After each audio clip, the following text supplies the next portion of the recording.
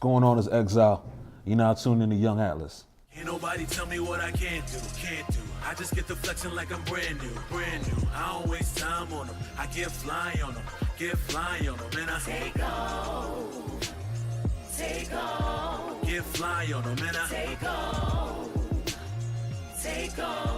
Get fly on them, and I'm gone. X-YLE, I really appreciate you sitting down with us, man. All right. How's everything today? Good. We're Working feeling hard. blessed. Always working hard. Word, that's Always what I working like to hard. hear. So let's jump into it. Where are you from? Queens, South Jamaica. Queens, born and raised? Born in Brooklyn. Family is from the West Indies. Gotcha. But I didn't stay in Brooklyn that long enough to be raised. I was raised in Queens. Gotcha. So that's pretty much all I know. So you're a New Yorker. Yeah. Cool. So tell us, when did you start rapping? When did you kind of get those creative juices? I sang before I rapped. Okay. And I was in choirs maybe like when I was like 8, 9 years old. Like in church and everything like that. And I wrote poetry. So when I think by the time I hit 12, 11 is when I started rapping. And I used to type it up on computer paper and stuff like that. And when I hit puberty, when my voice got deeper, I couldn't sing anymore. So I transitioned into doing rap music. Gotcha. And rapping. And 13, 14 is when I was like, okay, this is what I want to do. Right. That's dope. So you started off young, like really Yeah. trying to pursue it. Oh yeah. For sure. So when you were that age and you were really getting into it, who were some people you were listening to that you kind of looked up to? I was which I wasn't supposed to be. I was listening to DMX. Okay. I was listening to Puff Daddy and the Family. Gotcha. I think that was like the first album I ever got. Nas, Busta.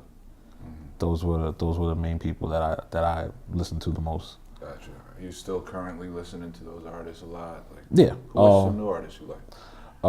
Well, since then, Eminem, 50. Currently, today, I like Kendrick. I love Schoolboy Q. Who else I could think of? Just to name a few. I like Anderson .Paak. I think they're dope. Who else? There's a couple people, but those are the like main people I focus on. For sure. So you've been rapping now for a decent amount of time. Like, what are some things you would? Because I know you're really taking it very seriously. You're working hard. You're really trying to make a career out of being an artist, which is not an easy thing to do. No. What is some advice you would give someone like that's trying to become an artist, full time? Consistency Yeah. is the key, and just confidence in yourself. Like, it gets hard, it gets tiring. You get to one of those days where you wake up and it's like, what the fuck am I doing? Is this the right thing for me? And in those moments is where you've got to be the strongest and realize that you've made a solid decision. You've got to stick by it. Right. So yeah, that's definitely important. You're gonna have those days where you're not gonna feel like doing it. At your lowest. Yeah. You gotta keep pushing through. Yeah. That's how you build that foundation. Exactly. And what I respect about you is you understand also the business about being an artist, how important it is to invest in yourself, right? Correct. Like, let's go deeper into that. Okay. What's like, why is it so important to invest your own time, but also your money and resources into your craft? Because nobody's going to take you any more serious than you are. Right. I've come to realize that, like, everybody talks a good game. Like, this is the capital that we're in. This is New York. So a lot of us in New York, we talk a good one. There's very few that actually back it up. But in the end, if those people don't see that you fully believe in yourself, what's giving them a reason to want to believe in you? Right. So at that point, you have to invest in yourself. You have to invest your money and your time, because this is what you want to do full time. If you're working a 9 to 5, you're not investing in yourself per se. You're putting your time into somebody else's clock. You're getting paid for it, sure, but nobody on a 9 to 5 ever really gets paid what they're worth. It's never enough. Right. In the music industry, it starts off that way. You know what I mean? In the beginning, when you're first starting out, until you have cracked the code per se, into making yourself into a brand, into a business. That's what the goal is. Gotcha. Yeah. So I like that. And in terms of this year, I know you've been investing in yourself. What are some things you're trying to accomplish in 2019? In 2019, consistent touring. I want to accomplish consistent touring and just, being able to inspire. Gotcha. And I've spoken to you off camera before about this. You've toured before, right? Take us through. How did you kind of set that up? What was your first tour like? It was definitely an experience. Just to see the inner workings. Not every tour is set up the same, but just to see the inner workings of this particular tour, how it's set up, the do's and don'ts, things that are prepped before you even get to the city, things like that. I definitely learned that with the right team, it's not as difficult as it seems. Right. With the right team, I would say that. What were the cities that you hit in the tour? Baltimore. It was pretty much college. Okay. So we went to Coppin State University. We went to DC. Went to Virginia, Miami, and Philadelphia. Went to Philadelphia as well, just to name a few. Gotcha. Yeah. What was the environment like? Did you have a particular favorite city that you hit? A particular favorite. Honestly, I don't think so. Just the general experience. Gotcha. Because when you're from out of town, you it's like the love just feels different when you're out of town. When you're from out of town, it doesn't seem like, oh, you're coming to somebody else's state, so those people in that state are in competition. It's like doesn't feel that way. Right. It's like we all came out because we're all bonded by music. Gotcha. So the love feels different. So how did you set up the tour? Did you reach out to different promoters in the city? Like, how did that work? Well, no, but that particular tour was already something that was in the works through a person named Webb, executive Webb. He's famous for manage A Boogie, manage Fab. Right. And when the opportunity came along, I just took it. Gotcha. And invested my part into it and what I'm doing, and then ended up on the tour. Right. And so, because touring is an important thing, I don't think a lot of artists understand that. It's if you're really kind of focused on the details, you can actually create that infrastructure yourself. You don't have to have a crazy budget and all that. You just kind of be smart about what's possible and be really realistic, right? Right, and that's what I learned. Yeah. Exactly. All right, so I like sitting down with artists that also like have a good business sense like yourself. So I know you have your own label. Can you tell us a little bit about that? Frontline Records. Yeah. Consists of my artist Stovetop, which is a group, consists of Real the Rebel, J-Sun, House the Beast, my man Scrap Simmons, and also another artist named B. Elise. I created this because I wanted to create a team that was pretty much like me, in a sense where we have to work for what we have for. You know what I mean? Nobody gave us anything. And I wanted to be able to be that person to help them out, because I didn't have that, in my beginning stages. I didn't have that. So I'm like, how can I help the next artist, give them things that I didn't have, and try to create opportunities that I didn't have? And that's why I created it, because over the years I've built up a rapport, and I've built up these connections and this, that, and the third. So now I can help other artists that are just like me, in a situation. Gotcha. So you kind of took from when you were starting off, the things you learned and used it as a way to expedite other artists' experiences. Correct. Yeah, that's great. So what are some goals you have for the record label for the next few years, end of 2019? Household name. Okay. As in, branding is important, and I want Frontline Records to be a household name. I want it to be like one of the Rough Riders, or like the TDEs, or like the Dreamvilles. I want that. And with the right focus and consistency, it can happen. For sure. We sit down with a lot of artists here, and I like to ask them, because for the viewer watching, we want to provide some value, some insight. What is, I don't think you said you were managed by someone, but you understand working with managers, and because you worked with some prominent ones. Like, what are some things that artists can look for in a manager? Because just to dive into the question, I'm asking this because I think artists get a little confused what the actual role and responsibility of a manager should be. Right. what they should look for, Yeah. I should say, they should look for the manager to, well, one, yes, a manager does work for you, but there's a difference between a manager and, let's say, a publicist or a PR. And I think that's where artists get the two confused. A manager is to help you, say, book your shows, book your events. Hopefully they're paying, because that's how they get their percentage. And that's what they should look for their managers to do. PR is something totally different. That's something else. But they should not solely rely on their manager to do everything. You can't. Because then it just looks like the manager is the one who believes in the dream more than you do. Right. It's not the way it works. Yeah, exactly. And I think sometimes artists have it a little misconstrued that managers are like investors. No. You know, I've had artists come to me and complain to me, oh, my manager's not investing in my studio time and all that. And I'm like, that's an investor, that's not a manager. See, in that particular sense, it's a 50-50 thing, because there are some managers who take it upon themselves to want to do that. Right. So when another artist is on the outside is looking in and sees that situation, they want that. Of course.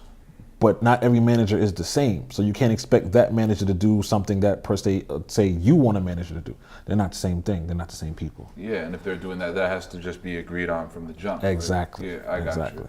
And then let's talk about like some projects you have out, some stuff you're working on. What's some music that the fans can go out and check out right now? Like, how can they, maybe talk about a specific song that you really enjoy that's out right now? From me or in general? Yeah, just from you. A specific song that I enjoy for myself right now? Yeah. Wow. Off my last project, which is called Full Moon, that's out everywhere, iTunes. Full Moon. Gotcha. Favorite song off Full Moon would probably be Keep Up. Keep Up is very energetic. It's very motivational. It's a song that it really just gets the adrenaline going and wants you to do more. That's the gist of that record, is to just me telling my peers and everybody, keep up. Like, I'm out here working, and it's evident in the things that you see me do. Gotcha. So that's what I say. Yeah. So that's like going hand in hand with what you said earlier, consistency. You gotta, Right. to keep up with you gotta be consistent. You gotta be consistent. You gotta really be putting that work. That's right. For sure. And so we interview, obviously, as you know, a lot of different artists, and we like to ask them, everyone has their own process when they're recording a track. Right. Like, so when you're about to get in the studio beforehand, what's your process like? Well, I write all my stuff before I even hit the studio. Okay. Because, especially if the money's coming out, it's out of, well, let me say this. Studio time is very rare that anybody has ever paid for me. I pay for my own studio time. Yeah. But, especially when it's coming out of my pocket, I make sure all my stuff is written, everything that I need and the ideas that I have, so when I go to the studio, I can just do it. Gotcha. The process, as far as me writing goes, the beat, like if I hear a beat and automatically a hook comes to my head, I'm like, okay, this is a good one. Gotcha. I like this. And I just go off there. I usually write all my hooks first, because that's what catches people. Right, for sure. Yeah. So you listen to the beat, then you come up with it. With the with the hook, Yeah. and then you take it from there. I build around that. Yeah. And what was that project about, Full Moon? Can you take us a little bit in depth on that? Full Moon was to signify a transition from my last project, which was Gray Area. So Full Moon was like the complete transformation of who X-YLE is supposed to be. Right. From Gray Area to Full Moon. And that's what it symbolized. Like, I grew my hair out because Gray Area had short hair. So by the time Full Moon came around, I grew my hair out. I changed my style a little bit. I changed the way that I rapped. I changed the way that I dressed to an extent. My thought process was different. I became more so about energy and creating a different energy and creating a good energy to be surrounded by it. And it would show in the music. For sure. So Full Moon's like the transition, like the evolution and the transition. Gotcha. And in terms of your name, X-YLE, where did you come up with that name? How did that come about? I got the name from the Bible. Okay. Actually, I had so many cliche names, so I said, no, if I got to do it, I got to do it right. So I actually picked up the Bible and I just flicked it, and my finger landed on it, and it landed on the passage talking about a guy who was banished, who was exiled to an island all by himself. So I just took the meaning and flipped it. Like, all right, I'm in my own lane. I am X-YLE. This is who I am. This is what I'm going to do. and you don't like it, fine. This is my island. Gotcha. Period. So can you tell us a little bit about some projects you're currently working on? I am currently working on my new project, which is called The Art, The Life. The Art of Life? The Art, The Life. The Art, The Life. Gotcha. Which is pretty much another way of saying art imitating life. Okay. So it's like the what we're in, which is hip hop music, what I'm in, which is hip hop music, whatever. So that's what I'm depicting is the art of hip hop music and how it is intricate into my everyday life and how I express it and how I talk about it. Like that. Yeah. When you think of hip hop to you, like what does that represent? You know, that I know it's a lot, but maybe just a couple things that might come to mind. Hip hop is just hip hop is a lifestyle. Hip hop is to me it's an escape to me. Gotcha. You know what I mean? You can be yourself for the artists who are able to be themselves, because a lot of artists are insecure. But to me, it's being able to be yourself, speak your mind, have a voice in other areas that you may not be able to. Right. You know what I mean? That's what I respect that, and you know, hip hop, it touches so many. Outside of music, it touches so many different sectors, obviously. And I know since you wear a lot of hats, since you have a record label, you're an artist, you're pushing your career, you're other artists. Like, what are some other interests that you have outside of just being, you know, an artist? I also shot a movie, so I do a little acting as well. I'm in a web series called Lips. We did about 2 seasons of that, which was featured on thisis50.com. Okay. And I recently shot my own movie called The Gray Area. The Gray Area. And hopefully that should be out soon. I shot that end of 2018. Nice. I'm real excited about it. So Tell us a little bit about that, The Gray Area. The Gray Area, I wrote that movie when I finished my actual Gray Area like album project. I wrote that movie. I didn't finish writing it, and it took me up until like summer of 2018. So Gray Area came out 2016. It took me up to summer 2018 to finish it, because I'm like, why haven't I finished it? And the movie was basically the depiction of the independent artist, not the whole, oh, he's struggling, he makes it, he gets a deal, you see. But we're talking about the intricacies as far as like having to balance a 9 to 5, having to balance a relationship, all at the same time having to balance this dream that you want to pursue so much. Family life, where necessarily they don't support you like you would want them to. These are the things that contribute to the brain of the modern independent artist and what they have to go through in order to succeed, surpass all of that, and be successful, at least be sane. Gotcha. No, I like that, because that's very relatable to so many artists. And that's a difficult like kind of dance where, you know, maybe your significant other, your family, you know, no one's gonna understand how much you want your dream other than yourself. So it's hard to kind of, Right. you know, It's hard to explain it. Yeah, It's hard exactly. to, you know what I mean? So they only see, they only see the end result, which is the music. They don't see what the process is that's being put into making the music. right. And they don't understand why you love it so much. Like, how could you possibly love it so much? What is it? Right. Yeah, And so, that's kind of, you can't really explain that. It's just, yeah, it's hard to. yeah, for sure. Yeah. So tell us a little bit about the movie in terms of, like, were you acting in it? Or was it? Yes. How was that? I acted in it. I wrote it. I acted in it. It was definitely a different experience because it was the first movie I've ever, like, full length, I'm starring in it and doing it.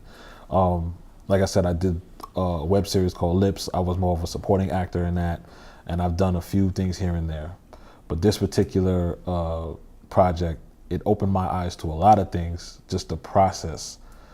Because when you're doing like supporting actors, you show up, you do your scenes. If that's it, then you go home. No, I'm starring in it. I'm producing it. I'm starring in it, producing it, executive producing it. So I have to be there and give direction to everybody as well who are also actors and actresses in it, and just, you know what I mean, have a it was not easy. Right. It was fun, but it wasn't easy. So what other than obviously the the way more dedication it takes, you know, based on than just being a supporting actor. Like, what are some other things you kind of learned through that experience? Patience. Yeah. I learned patience as far as for other people, because, which is something I also learned, not everybody works like you do. So you have to take into consideration that people work at a pace that necessarily isn't your pace.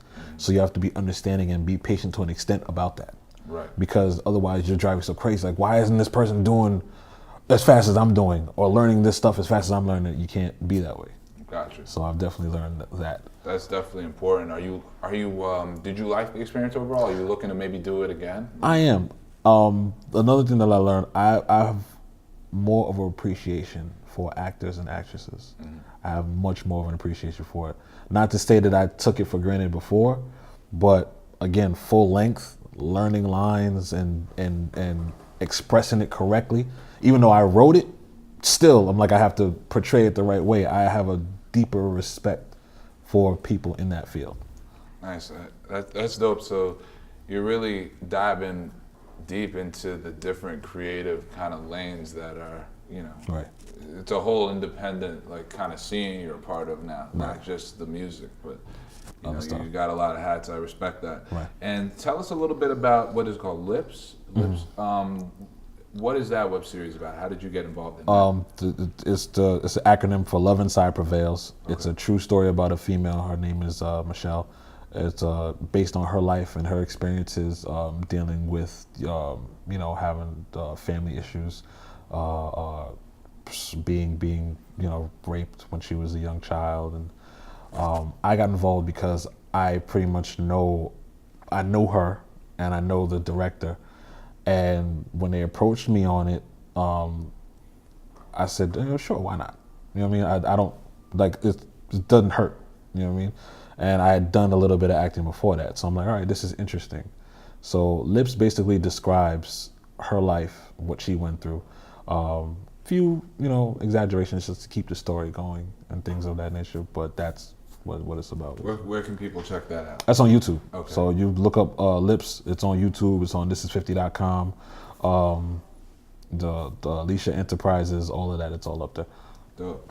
And then I know we briefly talked about it.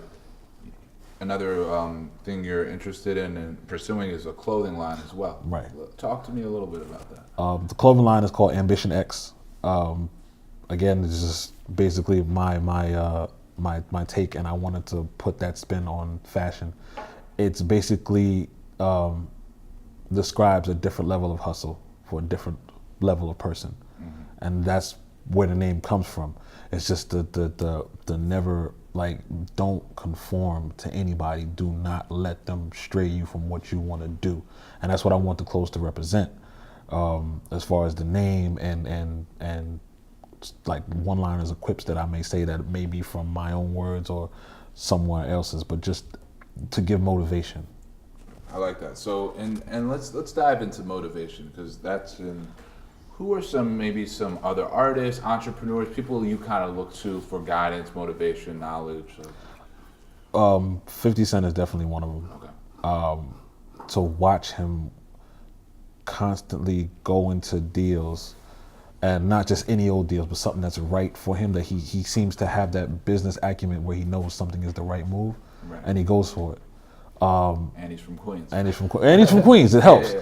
Like Russell Simmons as well. Like, these are entrepreneurs from Queens who you know what I mean, make the game a business. You know what I mean? For sure. But he's definitely one person I look at and I'm like, all right, and he makes it work. He had an interview one time. Oh no, it was a story that came out one time when Bitcoin was first introduced, and nobody had really caught on just yet. But the last project he put out, which was Animal Ambition, he made sure it was available for people to purchase on Bitcoin. I forgot when that album came out, but a few years later, an article came out saying he made about $700,000 off Bitcoin that he didn't even realize. He was like, I invested. I forgot all about it. Right. It's stuff like that. Yeah. You know what I mean? Being able, that's what motivated. I'm like, really? You did that? You forgot? And even though Bitcoin didn't take off right away, and it's still on the edge, you know what I mean? We don't know how many people still use it or don't use it, but just that was like, okay. He's constantly, Yeah. you know, couple moves ahead. Yeah. He was playing chess all day. All day. Yeah. So, and what's interesting when you were talking about how you did the album Gray Area that you produced your first movie, that made me think of 50 a little bit, you know, because he did, you know, and then Right. He said his day was like he would shoot the movie and then he would leave to record the album. They were like, "When do you sleep?" And he was like, "Sleep is for the broke," you know. So classic 50 right there. Yeah. Great motivation for sure. Maybe talk to us about some other goals that you have, you know, for the next couple of years in terms of all these different projects you have going on.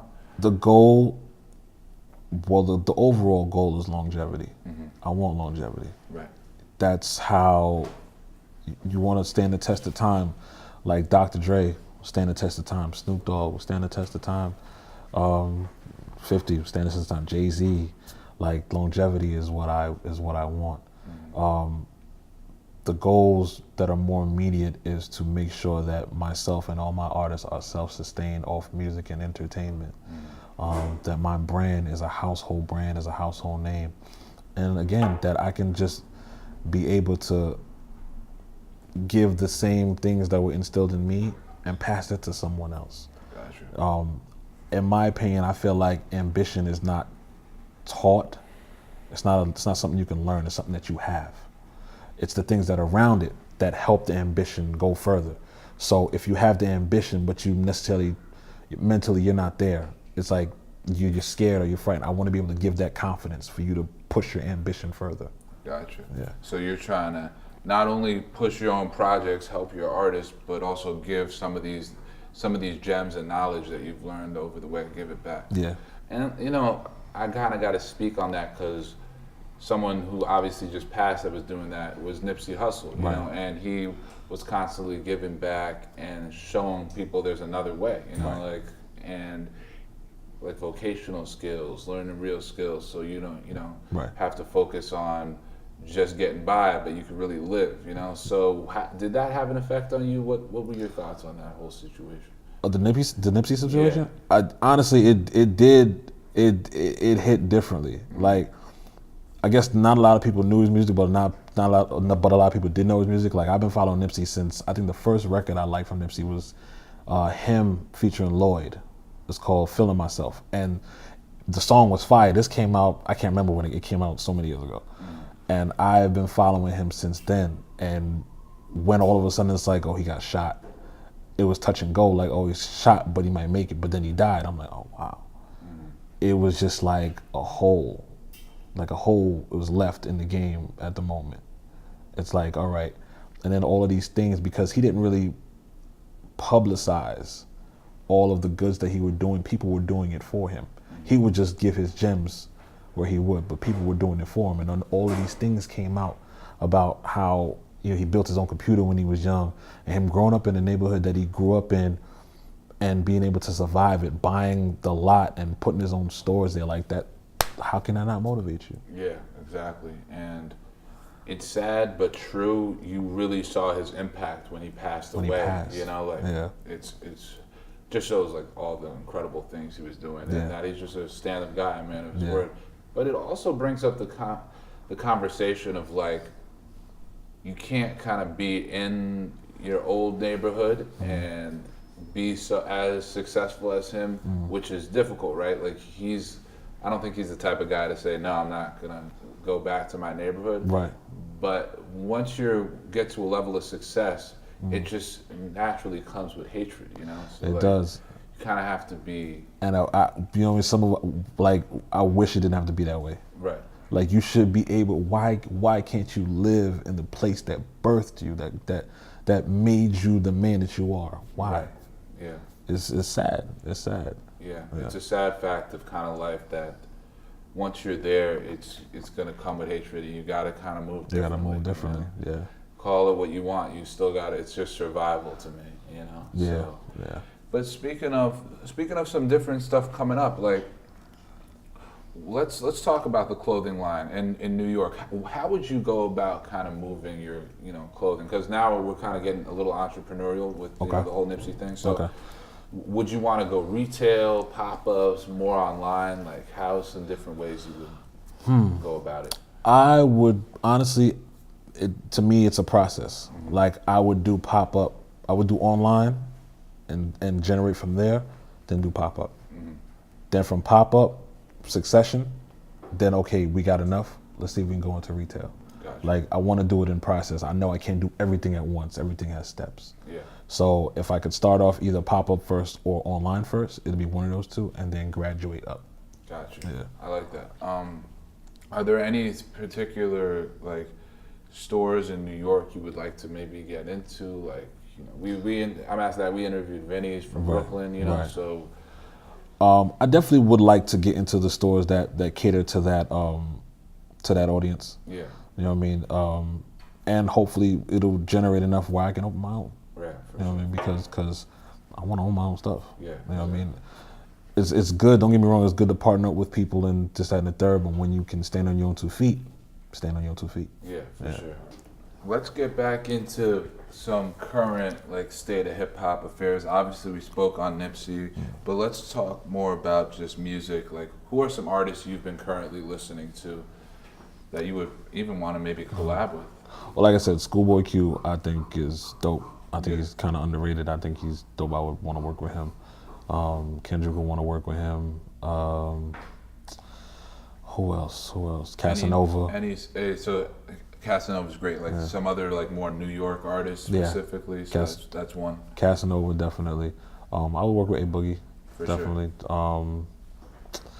Kaya Baby, she's out of Queens. I worked with her before, but I will work with her again. She had that great freestyle on Flex. Yeah. She's actually on my last project, Full Moon. Okay. Nice. So I would actually work with her again, just to continue that going. And that's as of right now, I think I can see that's it. That's a good roster. Yeah. What are some? I know you've done your thing live before. What are some venues you performed at in the city that you know? In the city, Jesus.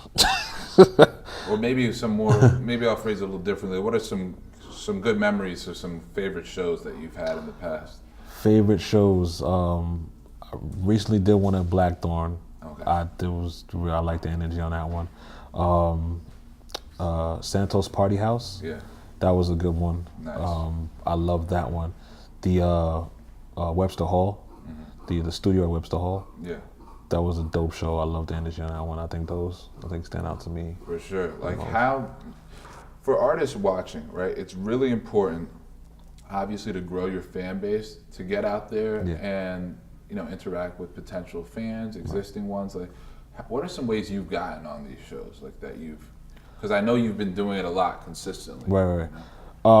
Just honestly, it's half me, pursuing it and going to look to see what I can get on, and other half of people knowing me and me having a repertoire for putting on a very, very, very dope show. So they'll ask me like, yo, you want to do this show? Yo, you want to come up? You know what I mean? It's 50-50. Gotcha. So it's important that people know your work ethic. And that's one thing that I'm known for is my work ethic. So promoters or anybody will ask, yo, I got a show coming up. You want to be down? I'm like, yeah, no doubt. Right. Yeah. And they know that because you're working, you'll bring out a fan base. Yeah. And that's what it's all about. Yeah. They'll know that I'm working. I know they're in for a good show. Because I've thrown a lot of shows myself, the company Young Atlas has, and no matter how hard we work on putting together a new bill, there's only 10, tops 20% of the artists that actually, they all say, yeah, I'm going to sell 15, 20 tickets, that actually can sell those tickets. 15, 20 tickets, right. That really separates the artists that are going to make it from the ones that don't. Even though that's a small number, but those details really do matter, This is true. We would invest in an artist that has really good work ethic and delivers on what he says over the artist that's maybe more talented or got more bars in the booth. I'll take the one that works harder most of the time anyway, because even if it's not right then, eventually they'll get to that level because they're putting in that work, you know, and they have the upside of progressing. So you must see that in terms of probably choosing the artists that are on the label, right? Like, I do. You must take that into account. That is very true. I take the ones who I see work hard, because I've been in that situation where you see somebody, they're talented, but on the other side of things, it's like, nah, mentally you're not there, and you're kind of lazy. Yeah. I can't stand lazy people. Right. I can't have it around me. Yeah. I can't. Yeah, because it can be toxic. It's tiring. It's toxic. It's what's the word? It's contagious. Yeah. Because if that person's lazy, then who knows who else around you could pick up. I can't. Yeah. I can't. Exactly. Yeah. So in terms of how did you necessarily like pick the different artists that are on the label with you? Like how did it come together? When it comes to that, I pick people who I like and who I feel like have that thing that nobody else has. You know what I mean? It may be a certain sound. It may be the way you spit your lyrics, personality altogether, because it counts. These are the things that I take into consideration, and then I see the work ethic. What did you do when you hit an impasse? How did you handle that situation? You know what I mean? What do you have? What do you not have? These are a lot of things that I look at. And then I look at how I can help, because I'm not the type of person to promise you something that I can't do. So that's the main thing that I look at, is like, all right, what does this person have? What do I have that I can offer them? Because if I can't offer you anything, what am I good? What am I good for? Right. So those are the things that I take got into you. consideration. That makes a lot of sense. Yeah. And then in terms of like just the way these, like, what are some ways that artists need to start monetizing now? Because it's important, like you said earlier, your goal is for obviously yourself, but then the artists with you to be able to be self-sufficient, right? Like, what are some ways, if you were to give some advice, of ways artists can start monetizing and making sure they're living off of their craft? There's so many ways to monetize off music. YouTube, you can monetize off your music. Sound Exchange, you can monetize off your music. Copyrights, your BMI, your ASCAP, you can monetize off your music. You don't necessarily have to go to a major label anymore. Everything is so right there. TuneCore, DistroKid, there's so many ways. When it comes down to it, how you market your music and how you market yourself is how you make your money. Gotcha. I like that. So there's no real excuse these days. No, there's really not an excuse. You have Wi-Fi and a phone, you can make You can do anything. Yeah. You can damn near do anything. Like the only thing a major label, let me not say the only thing, but one of the key things a major label does, is they can probably push you to a different or a larger market a little bit faster, assuming you're not the ones that are blessed enough to go viral, where they're already getting played in Dubai because it's viral. So what do I really need a major label for? But for those who are not that fortunate, yes, a label can push you in a different market a little bit quicker, but what are you willing to give up? Right. What are you willing to sacrifice in that sense? Because not a lot of deals are necessarily in favor, a majority of deals are not in favor of the artist per se. For sure. So let's jump into marketing music for a little bit. What are some ways, that they can get, let's say they just put a single out, they put the video out, what's some ways they can start building some buzz around a track, from past experience? From past experience, well, I say it like this, in the beginning stages, you have your stuff ready before you even release it. So if you have a single, shoot the video first. Yeah. Before you release anything. Gotcha. Because in this day and age, have the ammo ready. Yeah. You can't, you've never been, well, not say anybody's been in a gunfight, but nobody goes into a gunfight with a half-loaded clip and then have to reload the clip while they're in the gunfight. No, you come with a fully loaded joint. You know what I'm saying? So it's like, when it comes to the music, you have to have everything in order, EPK, or a spreadsheet, one sheet, whatever. And how you market it is basically, you look at the people that are just like you. The type of music that you're doing, you market to the people who are just like you. That's how you do it, because they can relate and they'll spread the word faster than you ever can. When you get to a point where it like you no longer really have to spread your word, like you'll put something out and they'll do it for you. That's your market. Got you. Really dive into your niche. Exactly. Dive into your market. Dive into who is really a person like you, because not everybody's an artist, but people that can relate to you because you wear a white shirt and an orange hat. Oh, I got one of those too. I got you. It's just like me. Yeah. You know what I mean? So, and interact with your fans. And interact with your fans. Exactly. No, for sure. So we're closing up here. I wanted to just talk talk a little bit just about, just so people can know you. Like, what are some things you like, you would like to maybe do in terms of traveling? Like, if you could go somewhere for like a nice vacation, where's somewhere you would like to go? Somewhere I would like to go. Yeah. Farthest I've gone is Jamaica, but right by the beach. Right by the beach. I would like to go to Dubai. Okay. I would like to go to Africa. Okay.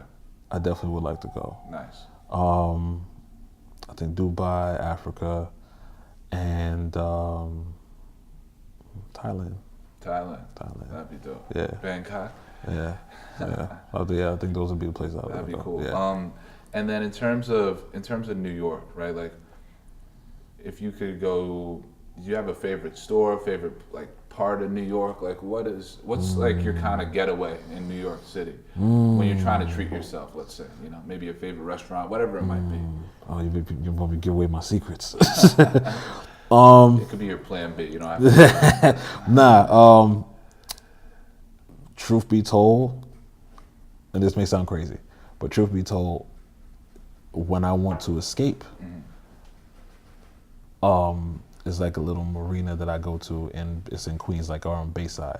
Okay. And it's just quiet. Gotcha. It's like there's a view of the bridge that goes into the Bronx, and you can just sit and just be still. Nice. For a little bit. Yeah. Or when I'm driving at 2 o'clock, 3 o'clock in the morning because I'm coming from somewhere, driving over the bridge. I think it's like the most, because you can see everything. Yeah. I love views, so I think that's what it is, just a view of the city. Little Period. sanctuary. Yeah, it's quiet. I don't even have the music playing. It's just quiet, Right. and I'm just driving, and you can just see everything. Yeah. It's like almost everything standing still, but to me that's dope. I respect that. Yeah. And then lastly, we like to ask the guests, if you had $5 in your pocket and you got to get something to eat in New York City, how you gonna stretch that $5? Can I cook it, or is it already cooked? Yes, you can cook it. That's Oh, a great question. I'm going to Dollar General. I'm going to Dollar General, and they got top ramen, and they got Arizona iced tea for $1. That's literally $2 right there. So I got $3 extra. I got $3 extra. So I can get. I'm lying. We will go a little further. I can probably get some top ramen. I can get Arizona iced tea. With $3 left to spare, I'll probably get like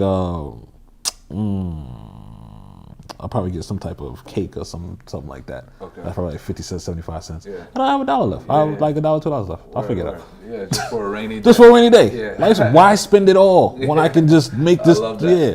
Everyone says, they invest the whole $5. No. You got a meal and you saved $1. Yeah. Word Why up. spend it all? This is someone who needs to be running a record label. That's what I like to hear. Listen, it was a pleasure. Thank you for sitting down with us. Thank you. Let them know what your Instagram handle is, where they can follow and listen to your music. Just shout it out to the camera real quick. You can follow me, Twitter and Instagram, XYLENYC, and my website, IamXYLE.com, IAMXYLE.com. Also follow my Frontline Records page, FRONTLYNE_records. You already know what it is, Exile, Young Atlas. Thank you, brother.